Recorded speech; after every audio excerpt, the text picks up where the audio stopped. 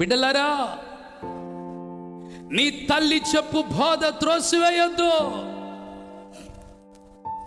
తల్లి నీ చెడు కొరకు ఎప్పుడు ఏది చెప్పదు.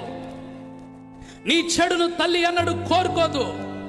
తల్లి అన్నడు నీ సంతోషాన్ని, నీ దీవెనను, నీ హెచ్చింపును, నీ వర్ధిల్లింపును, నీ వృద్ధిని, నీ దీవెనను, నీ ఆరోగ్యాన్ని, నీ సంతోషాన్ని, నీ సమాధానాన్ని నీవు అన్ని హంగులలో ఎదిగి ఉన్నతమైన శిఖరములపై చేరాలని దేవునికి స్తోత్రం కలుగును గాక. ఆమేన్, హల్లెలూయా.